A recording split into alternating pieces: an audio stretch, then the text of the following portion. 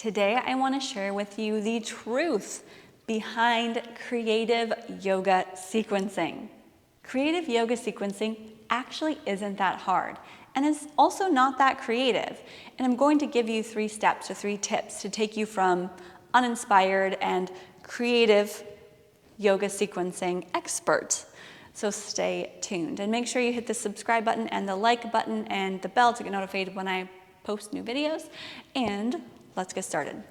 So I've been teaching for years, thousands of classes, and none of them are the exact same. So in that regard, sure, I'm a creative vinyasa yoga teacher.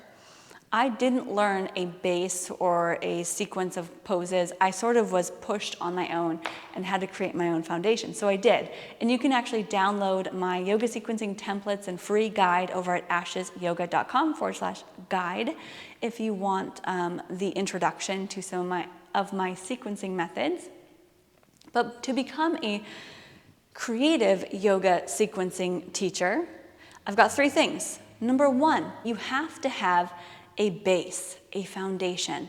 So I'm encouraging you to learn, memorize, study, and practice a set sequence, a set series, something that has been tried and true and tested and you know it works, something that can be used as your base to come back to and your foundation. For me, I've got 2 set sequences that I've actually learned in the past, and they were not easy right away, but because they're the same all the time, I just practiced it over and over and got better. The first is Ashtanga Yoga, or Ashtanga Vinyasa, the primary series, and also leading into the second series. So I practiced that for 1 to 2 times a week for many years, and I got to know it really well. And so I had this base in my back pocket, yet I taught a more creative style of vinyasa practice. The second style that I absolutely love, it's very, very different, but it is a primary series, or there is a series that I had to learn in order to get certified. It's a style called Budokan Yoga. And I spent so long memorizing these, even years later, I still know the series because it's like ingrained in my mind. So Budokan Yoga is very different. It still has a series, but it's not a pose series. A lot of it's based in transitions. So because I learned that series and I've got this wonderful base of Ashtanga, it's easy to sort of sprinkle in and intermix some of those with each other and my regular vinyasa yoga practices. It's very difficult to all of a sudden do some movements and poses that you've never done before and you haven't studied or mastered. So knowing a set sequence is very important and crucial on your path to learning to become a creative yoga sequencing teacher.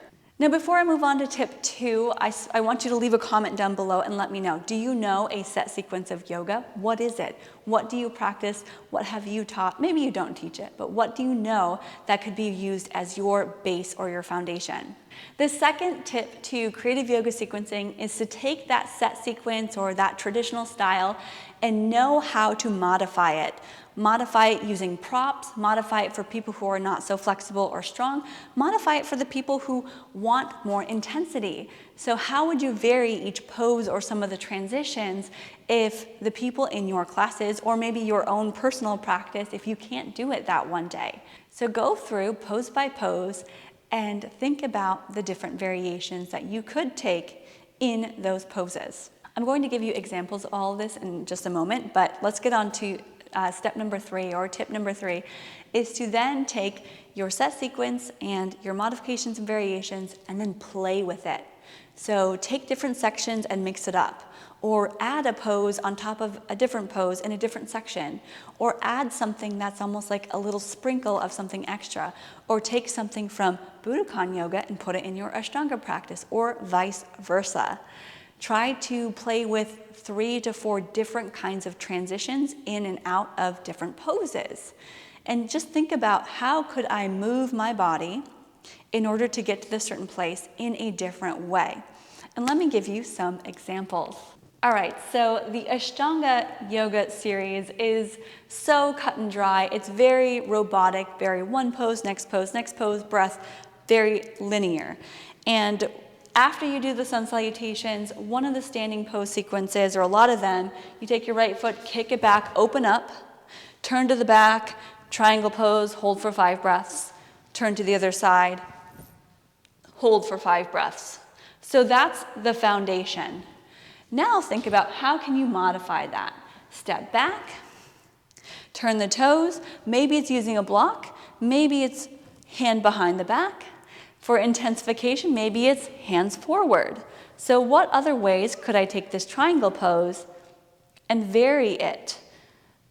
You could pull the big toe up and give different variations, and then we pivot to the other side. There's not much to that, and then give the same variations.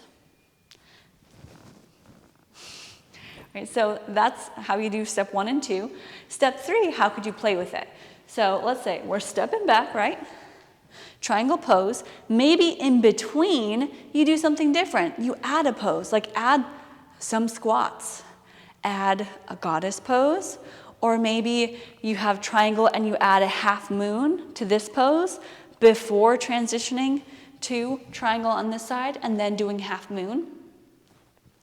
So there is a never-ending amount of ideas and ways that you can do step 3. You can add on different pieces. You always have that base. Triangle, triangle. But it can turn into something very different and maybe not even look anything like that foundation or primary series once you're through with adding the pieces that you want to add.